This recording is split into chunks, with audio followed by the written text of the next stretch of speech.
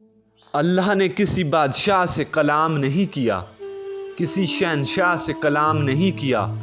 اللہ نے کلام بھی کیا ہے تو نبیوں سے کیا ہے۔ موسیٰ علیہ السلام کو ظاہر میں دیکھو تو بکریاں چرانے والے تھے، ظاہر میں دیکھو تو وطن چھوڑ کر بھاگے ہوئے، ظاہر میں دیکھو تو ایک جگہ 10 سال بکریاں چرائی ہیں، یہ نوکری کی ہے۔ حضرت شعیب علیہ السلام کی بکریاں چرائی ہیں، ظاہر دیکھو تو ایک چروائے ہیں، لیکن ان کی اندر کی پاکی کی وجہ سے شہنشاہ اعظم انہیں کلام کے لیے بلا رہے ہیں۔ اللہ نے بات بھی کی ہے تو حضرت موسیٰ علیہ السلام جیسے شخص سے کی ہے۔ فلما اتاہا، جب ایک لمبے عرصے بعد حضرت موسیٰ علیہ السلام مصر کو واپس ہوئے تو ان کے ساتھ ان کی بیوی بھی تھی، تو رات کے وقت ایک جگہ انہیں روشنی نظر آئی۔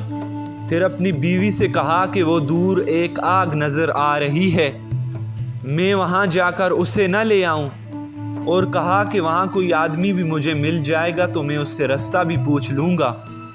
پھر بیوی نے کہا کہ جی ہاں لے آئیں۔ فلما اتاہا، پھر حضرت موسیٰ علیہ السلام وہاں گئے۔ آگے کیا دیکھتے ہیں کہ ایک درخت ہے، اس میں سے آگ نکل رہی ہے۔ حضرت موسیٰ نے پہلی نظر میں غور نہیں کیا، وہاں کھڑے ہو گئے کہ کوئی چنگاری گرے گی تو وہ اٹھا لوں گا۔ پھر جب غور کیا تو معلوم ہوا کہ درخت تو سرسبز ہے، لیکن پھر بھی آگ نکل رہی ہے، اور آگ بھی دھوئیں سے پاک ہے، اور اس میں تپش بھی نہیں۔ وہ آگ نورانی سفید تھی، آگ میں کوئی چنگاری بھی نہیں۔ یہ معلوم ہوا تو گھبرا گئے کہ یہ کیسی آگ ہے۔ اب اسی گھبراہٹ میں تھے کہ اچانک آواز آئی، انی انا ربک، اے موسیٰ میں تیرا رب ہوں اور تجھ سے بات کر رہا ہوں۔ فاخلع علیک، تو مجھے پسند آ گیا ہے۔ پھر اللہ نے موسیٰ سے کہا کہ اپنے جوتے اتار دو۔ اس کی عام وجہ تو لکھی ہوئی ہے کہ آگے وادی پاک تھی۔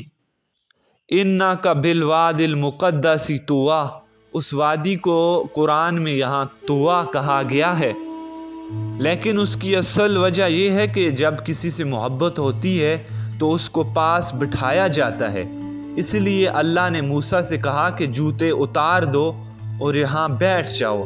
فاخلع علیک، موسیٰ علیہ السلام رک کے، تیرے ساتھ اللہ نے کہا کہ پیار کی بات کرنی ہے۔ دنیا کے بادشاہ تو کسی سے سیدھے منہ بات نہیں کرتے، اور میرا رب دیکھو کیا کہہ رہا ہے کہ اے موسیٰ اپنے جوتے اتار دو اور بیٹھ جاؤ، میں نے تیرے ساتھ بات کرنی ہے۔ موسیٰ رک تو صحیح، تیرے ساتھ بات کرنی ہے۔ دنیا کے اکثر بادشاہ قیامت کے دن فقیر ہوں گے، اور دنیا کے سارے فقیر قیامت کے دن بادشاہ ہوں گے۔ میرا اللہ کیا کہہ رہا ہے کہ موسیٰ تیرے ساتھ بات کرنی ہے، وہ پیار محبت کی بھی ہوگی اور ذمہ داری کی بھی۔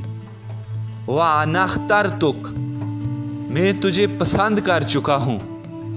فَاسْتَمِعْ لِمَا يُوحَىٰ، لہذا تو میری بات کو سن، تجھے کام دینے لگا ہوں جو تیری قوم کو معلوم نہیں، جو فرعون کو بھی معلوم نہیں۔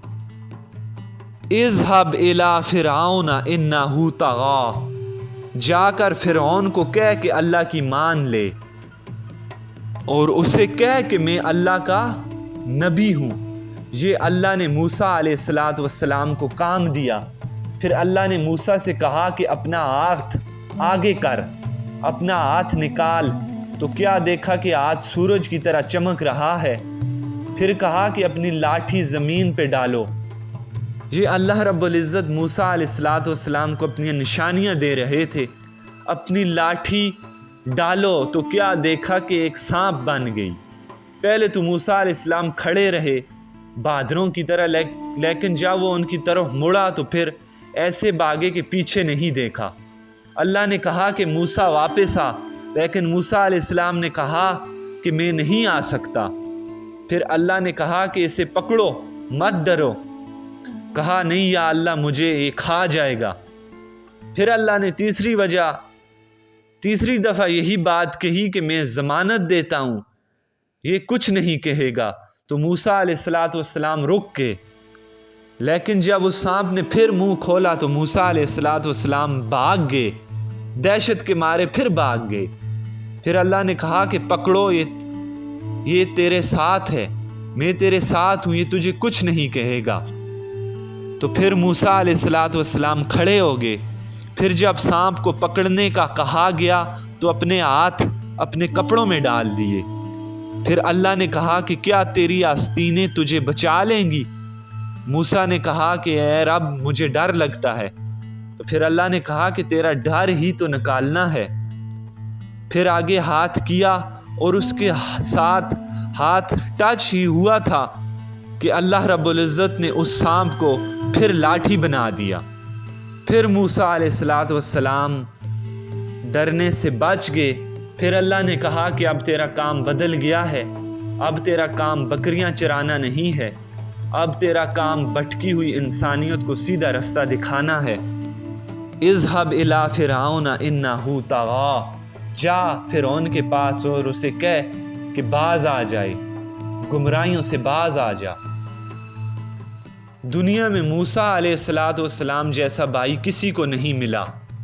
मूसा जैसा एहसान कोई भाई अपने भाई पे ना कर सका कि अपने भाई के लिए अल्लाह से मूसा अलैहिस्सलाम ने नबूवत मांग ली। फिर अल्लाह रब्बुल इज़्ज़त ने उनकी दुआ कबूल की और उनके भाई हज़रत हारून अलैहिस्सलाम को उनके साथ लगा दिया। फिर अल्लाह ने हारून को भी नबी बनाया।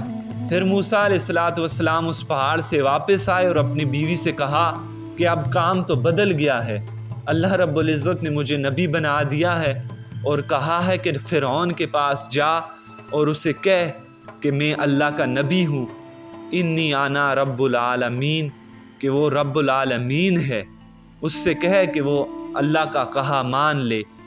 फिर उनकी बीवी भी उनके साथ हो गई और फिर हज़रत मूसा अलैहिस्सलाम ने अपने भाई को साथ लिया और इसी तरह फिर उन्होंने हज़रत मूसा ने फ़िरौन को जाकर तबलीग करना शुरू की, अपनी कौम को भी तबलीग करना शुरू की।